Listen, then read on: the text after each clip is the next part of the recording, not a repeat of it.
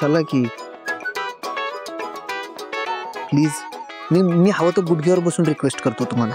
सावी काय करताय तुम्ही?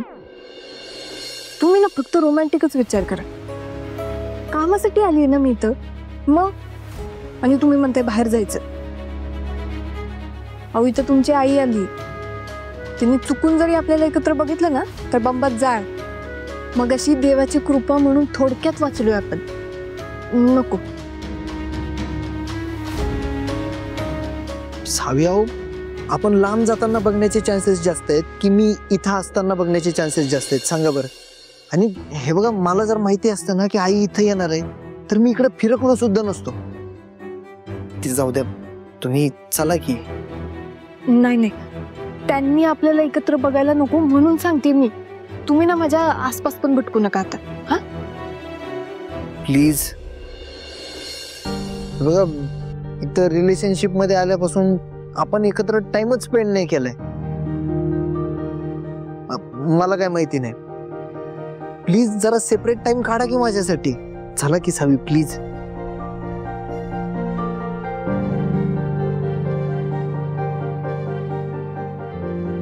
नाही, कामाच्या वेळी फक्त काम. नो रिलेशनशिप, नो लव. अहो मला अख्खा इव्हेंट कव्हर करायचा आहे, तुमच्या नादात राहील तो. असा कसा राहील? तुमचे ते दोन पंटर आहेत की, पराग आणि रीना, ते करतील की कव्हर. तुमच्या तालमीत तयार झालेत ते पण. हा, आपण जाऊया की, चला. तुम्ही किती मस्का मारला ना तरी मी येणार नाही. हा, आणि मला एक गोष्ट पक्की कळली. मला एका वेड्या माणसासोबत आयुष्य घालवावं लागणार आहे.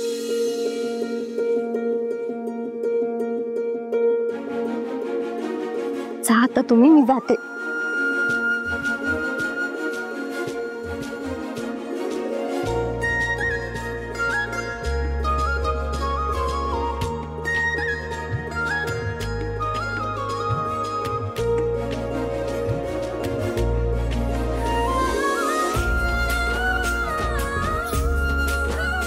मी जाते.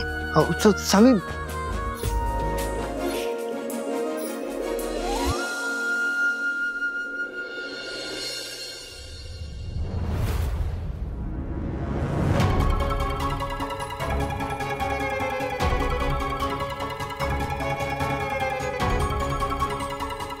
तर मंडळी, आता आपण स्पर्धेच्या शेवटाकडे आलो.